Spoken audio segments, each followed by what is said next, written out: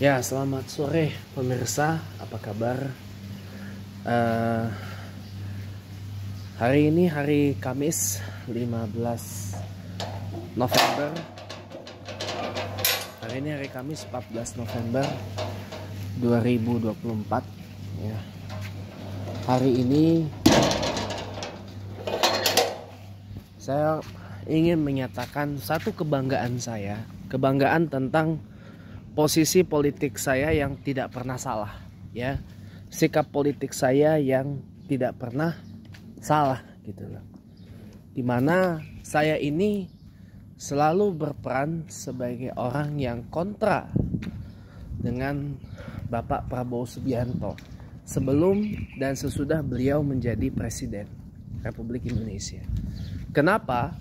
Karena baru-baru ini kita dihebohkan dengan laporan media, dan tentu saja media-medianya adalah media-media besar yang dan sahih ya, Kompas, BBC News Indonesia, bahkan termuat juga di kantor berita nasional kita yaitu Antara, yaitu satu statement pernyataan antara Presiden Prabowo Subianto dengan Presiden Xi Jinping Tiongkok tentang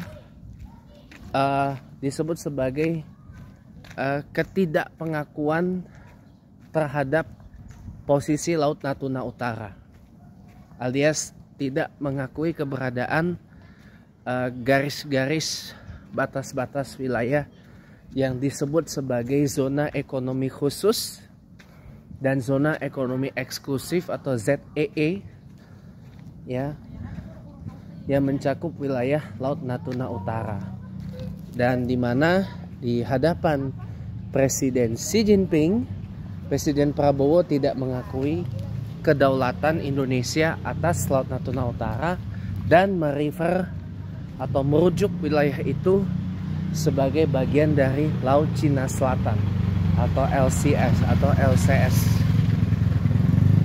yang disebut memang adalah sebuah kemunduran dan ancam posisi Natuna.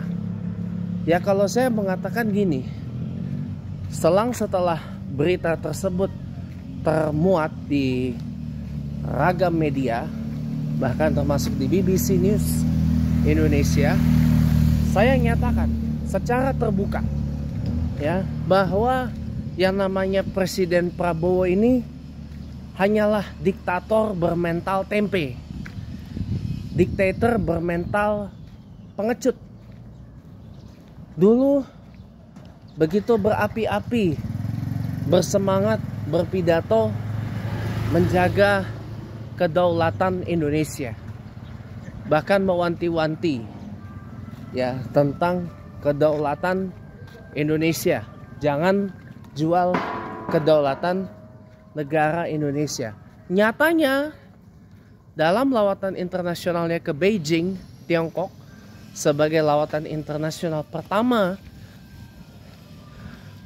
Presiden Prabowo Subianto,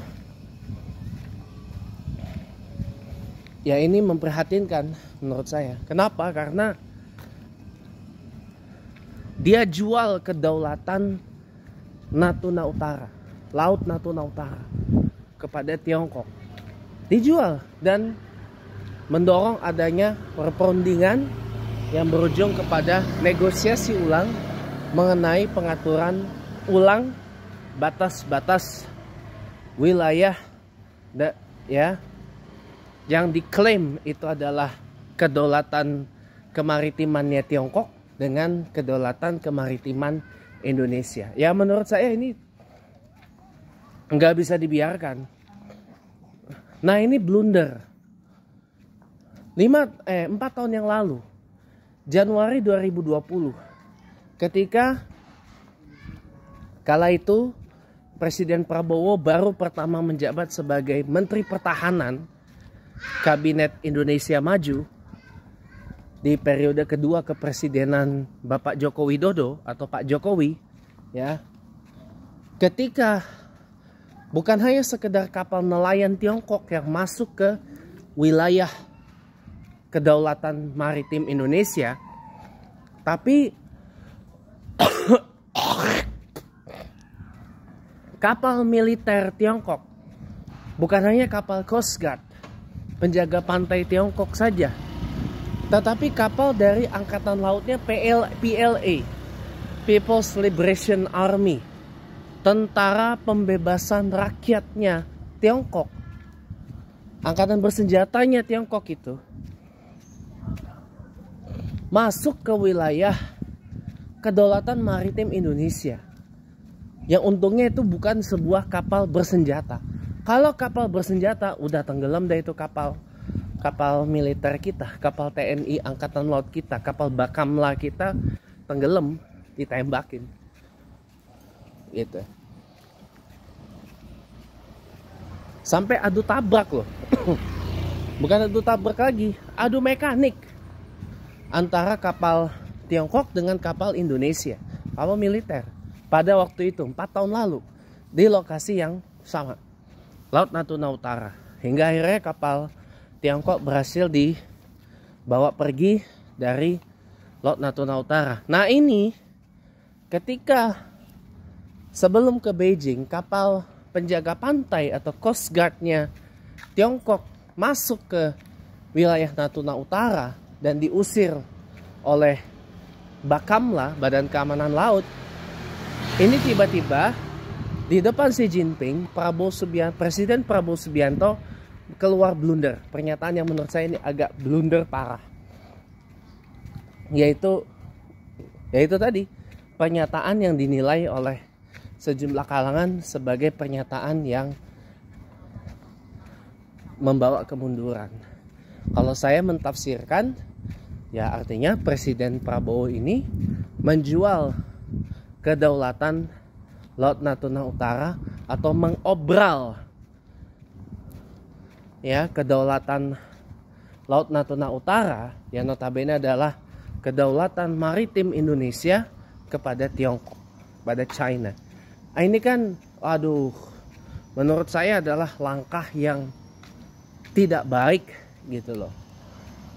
Hanya karena pemerintah Tiongkok ya memberikan dana pinjaman ya dan dana utangan untuk program yang memang wajib ditepati, karena program inilah yang mengantar 58% atau 90 juta pemilih Indonesia yang memiliki hak pilih pada pemilu 2024 yang lalu memilih Prabowo Gibran, yaitu makan siang gratis yang kemudian di rebranding menjadi makan bergizi gratis. Dan memang ini harus ditepati, mau nggak mau.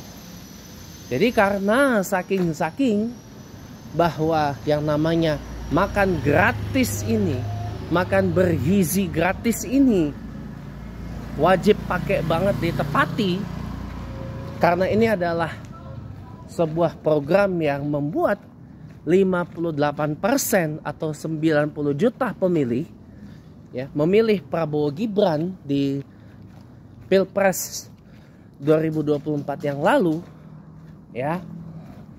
Ini memang ya harus ditunaikan. Makanya konsekuensinya adalah ketika Tiongkok memberikan pinjaman dan utangan, ya Laut Natuna Utara itu yang menjadi korban.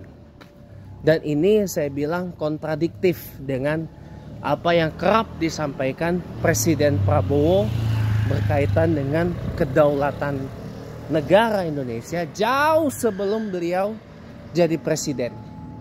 Disampaikan di kampanye Pilpres 2014 dan 2019. Ini bahaya teman-teman. Ini bahaya dan tidak bisa dibiarkan. Makanya sikap politik saya memang nggak berubah. Saya memang dari dulu adalah orang yang sangat hawk kepada Prabowo Subianto dan antek-anteknya dan kroni-kroninya. Saya kalau melihat, kalau posisi saya kepada Pak Prabowo, saya selalu memposisikan diri saya sebagai apa? Prabowo Hawk atau Gerindra Hawk. Ya, HAWK tulisannya. Nanti cari aja Hawk itu artinya apa? Hawkish. Hawk, HAWK tambah ISH itu artinya apa? Nanti tinggal cari aja. Ya. Saya selalu memposisikan diri saya sebagai Prabowo Hawk. Ya. Jadi tidak salah ternyata posisi saya. Dan tidak salah juga saya tidak memilih dan tidak mendukung Presiden Prabowo di Pilpres 2024 yang lalu. Dan dari dulu saya tidak pernah, karena saya tahu di balik anunya, daya pikatnya Presiden Prabowo dalam bicara, ternyata prakteknya lain. Ya, salah satunya ini yang parah. Ya, awal jadi presiden kok malah menjual, mengobral kedaulatan Laut Natuna Utara kepada Tiongkok. Ini adalah hal yang bagi saya tidak lucu sama sekali dan tidak masuk akal. Ini tidak boleh lagi terjadi, Pak. Tapi kan baru pertama, Pak. Kalau pertamanya saja sudah fault, sudah fatal seperti ini, bagaimana nanti ketika kepresidenan Prabowo berjalan 100 hari, 1 tahun, 2 tahun, 3 tahun, 1000 hari, sampai nanti Pilpres berikutnya 2029. Apalagi sekarang ada skandal judi online, skandal judol.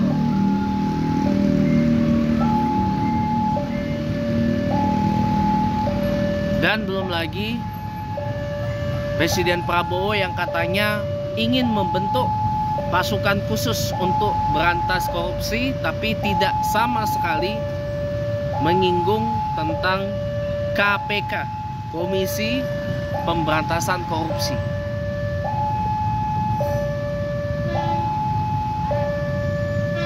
Walaupun beliau sudah mengatakan secara terbuka, menteri jangan coba-coba korupsi dan jangan coba-coba mencari untung dari APBN atau uang rakyat, katakanlah begitu. Tapi at the end ya kita nggak tahu apakah benar seperti yang diharap atau justru sebaliknya, kita nggak tahu. Makanya saya bilang saya patut skeptis akan hal itu. Ya kalau memang berhasil, kalau memang terjadi ya alhamdulillah. Tapi kalau memang enggak kan ya too bad. Kasihan gitu loh, 58% pemilih yang sudah memberi mandat kepada Presiden Prabowo dan Wakil Presiden Gibran. Tapi sebenarnya gini teman-teman, 58% itu sebenarnya mayoritas itu adalah bukan pendukung Prabowo tulen, tapi mereka yang saya suka sebut sebagai kaum tegak lurus Jokowi yang dikomandani Sylvester Matutina dan Yanes Joshua Franz, ya, adalah mereka yang mendukung bukan Prabowo tapi mendukung Gibran. Nah, mendukung Gibran. Nah, yang Prabowo tulen itu dikit. Itu dikit. Sebagian besar dari 90 juta itu adalah mereka yang Jokower, yang mendukung Gibran, bukan Prabowo. Mereka karena terpaksa aja, bahkan di salah satu fittingnya TikTok diakui, kami adalah anak rumput, akar rumput pendukung Jokowi. Meski kami tidak memilih Prabowo, kami memilih Gibran, mendukung Gibran yang berpasangan dengan Pak Prabowo gitu. Itu diakui sendiri. Dan benar yang saya sampaikan sedari awal. Mereka bukan melihat Prabowo, tapi mereka melihat Gibran, kakak bumingnya. Nah, yang menjadi magnet itu kan Gibran dan Jokowi. Jokowi yang menadahkan tangannya bergandengan dengan Prabowo gitu. Jadi itulah yang membuat kenapa perolehan suara Prabowo bisa besar, dan itu juga yang membuat perolehan suara partainya, capresnya partai Pak Jokowi dulu ya, PDI Perjuangan, Pak Ganjar Pranowo, itu hanya suaranya didapat dari 16% pemilih. 16% pemilih itu kalau dihitung tidak sampai 20 juta pemilih gitu. Harusnya memang kalau secara teknis ya, memang berjalan 2 putaran Pilpres itu. Harusnya 2 putaran, dan memang kemenangannya Prabowo Gibran itu sudah selayaknya dianulir seharusnya. Karena kan banyak banget kecurangan, dan tim hukum dari Timnas Amin dan tim hukum TPN Ganjar Mahfud itu kan sudah punya banyak bukti konkret kan mengenai hal itu. Tapi ya sudahlah, itu sudah lewat ya peristiwa itu. Ya nanti mudah-mudahan lah di tahun 2029, di Pilpres 2029, mudah-mudahan hal ini tidak terulang lagi lah ya. Yang namanya politik itu cair, kawan. Bisa jadi Golkar yang menjadi penopang utama koalisi merah putih reborn ini ya,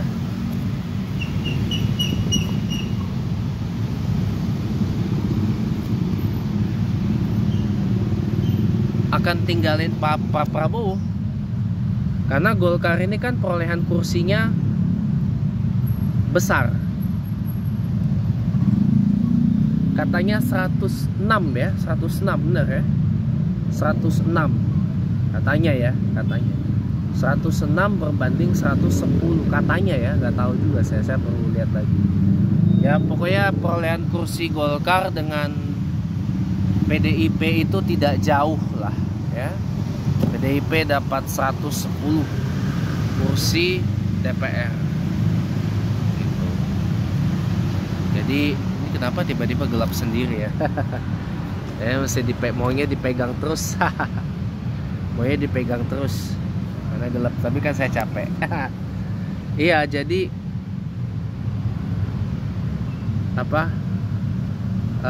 saya tuh melihatnya tuh gini ya. Pemerintahan Presiden Prabowo ini sangat bergantung pada Golkar. Makanya Golkar dikasih jatah menteri dan wamen di kabinet merah putih itu banyak sekali.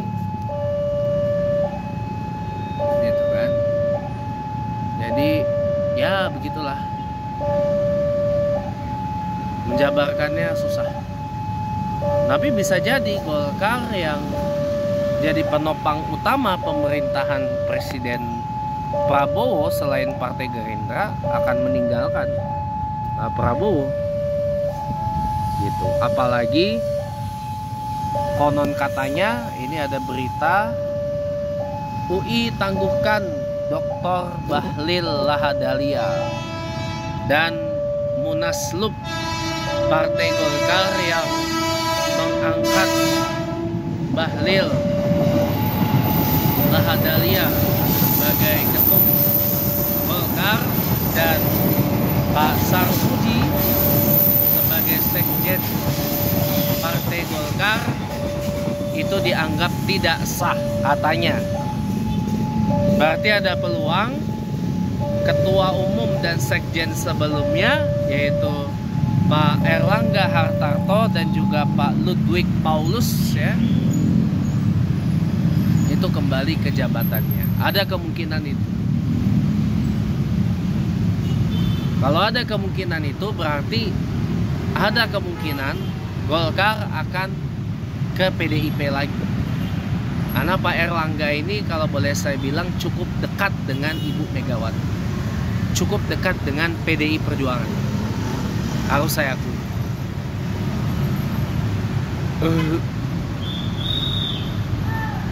Cukup dekat dengan PDIP.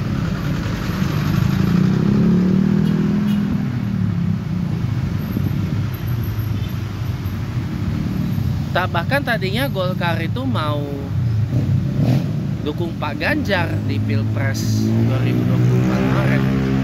Sebelum akhirnya ya tahu sendirilah, namanya Jokowi atau Mulyono mainnya seperandak seperindik ya. Ini jadi makanya itu kalau saya boleh bilang ya,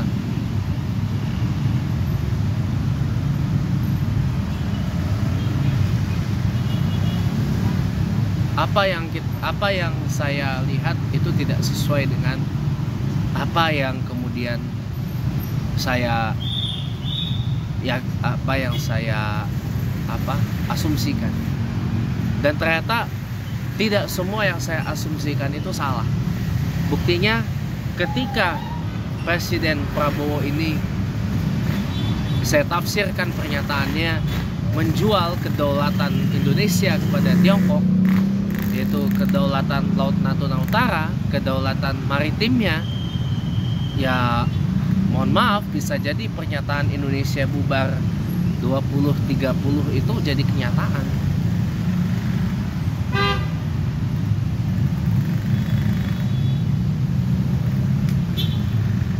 Aja sih, cakep juga tuh Honda Civic, cakep juga tuh Honda Civicnya, ada di depan saya mobilnya.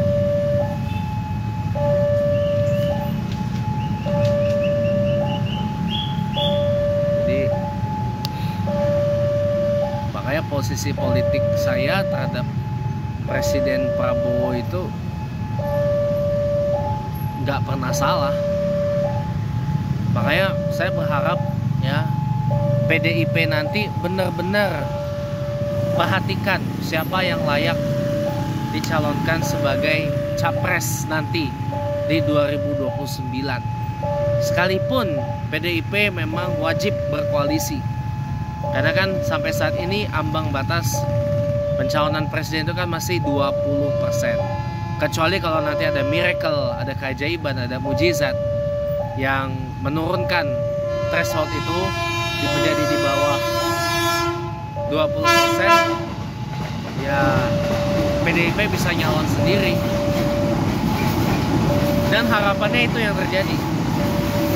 Jadi partai-partai bisa tempur mencalonkan calonnya sendiri. Kalau perlu tidak usah pakai threshold. Jadi Demokrat bisa calon AHY, PDIP calonkan siapa yang bagus, jangan Puan, yang lain yang bagus.